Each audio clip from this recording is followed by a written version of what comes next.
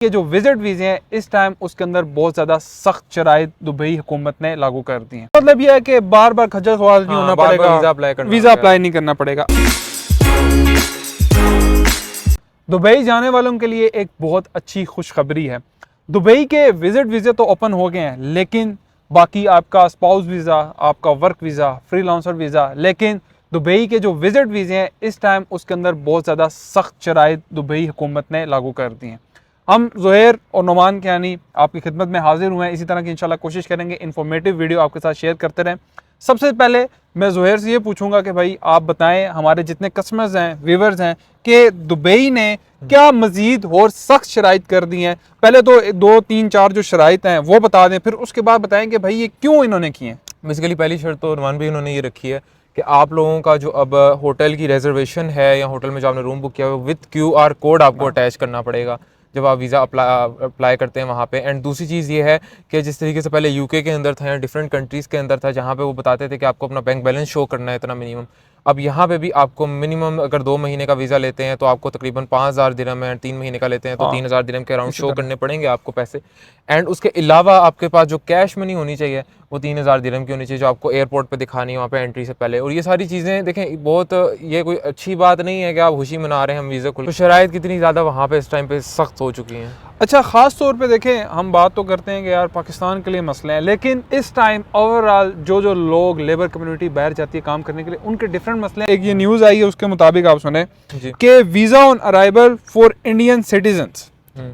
अब जो Indian citizens हैं वो वीज़ा ऑन अराइवल मतलब कि एयरपोर्ट पे पहुंचेंगे, वहाँ पे उनको अराइवल वीज़ा मिलेगा, लेकिन उसके अंदर भी कुछ शराइत हैं। क्या कि आपका वैलिड पासपोर्ट होना चाहिए।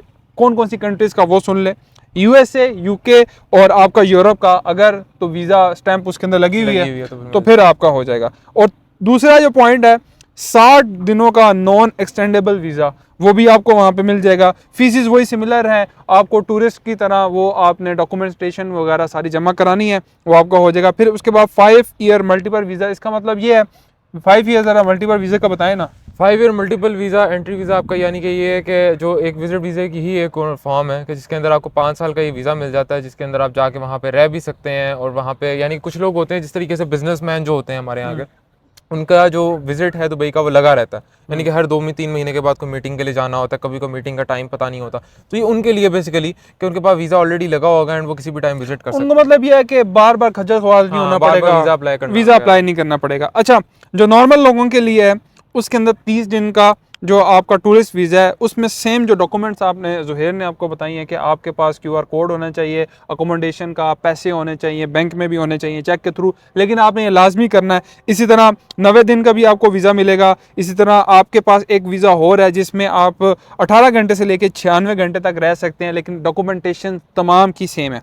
अच्छा ज़ुहैर, एक चीज़ और है कि अब उन्होंने कुछ प्रोसेस बताया है कि आपने वीज़ा जब अप्लाई करना है, तो ये मैं आपको दिखा रहा हूँ ज़रा, ये प्रोसेस अपने व्यूवर्स कस्टमर्स को बताएं कि यार ये प्रोसेस लाजमी करना है, अदरवाइज आपको वीज़ा नहीं मिलेगा। ये 7-8 पॉइंट अभी आपको ज़ुहैर बताएगा। अगर कोशिश करें आपके पास कोई चीज़ है उसको लिख लें, कोई चीज़ समझ नहीं आती तो कमेंट भी लाजमी करें, और ये भी बताएं कि आप दुबई के अंदर हैं या बाहर हैं, आउटसाइड से वीज़ा अप्लाई कर रहे हैं, नहीं लग रहे वीज़े आपके लग रहे हैं या नहीं लग रहे। उससे हमें बहुत फ़ायदा होता है कि हमें पता चले, ऑलरेडी हमें आइडिया तो होता है लेकिन हमें पता चलता है कि रियलिटी के ऊपर कि यार अभी इस टाइम कितनी रेशो है कि आप लोगों के वीज़े रिजेक्ट हो रहे हैं, वीज़े लग रहे हैं। ज़रा ज़ुहैर बताइएगा। बेसिकली इसमें यह है कि सारे जो डॉक्यूमेंट्स आपके पास प्रिपेयर होने चाहिए, जैसे कि मैंने शुरू में बताया होटल की आपके पास जो रिजर्वेशन है वो QR कोड के साथ टिकट के साथ आपने लगानी है।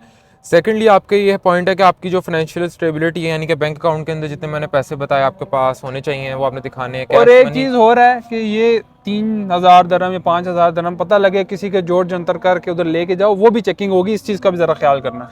और तीसरी चीज़ जो है वो ऑथोराइज ट्रैवल एजेंसीज़ को यूज़ करें। 2 नंबर ये जो एजेंट बैठे हुए हैं, जो आज देखें ऑफिस खोलना कोई बहुत बड़ी बात नहीं है, लोकेशन लेनी होती है रेंट पे और आपने 4 बंदे रखने होते हैं और आप ऑफिस खोल के लोगो बनवा के बैठ जाते हैं और लोग आपको इस तरीके से फ्रॉड भी कर लेते हैं। तो ऑलवेज़ थिंक एंड अपनी क्योंकि हम पाकिस्तान में रह रहे हैं तो यहाँ पे सबसे ज़्यादा दुनिया में फ्रॉड होता है, तो इस चीज़ को अपने माइंड में रखें कि आप पहले चेक करें कि ये एजेंसी कब से यहाँ पे ऑपरेट कर रही है।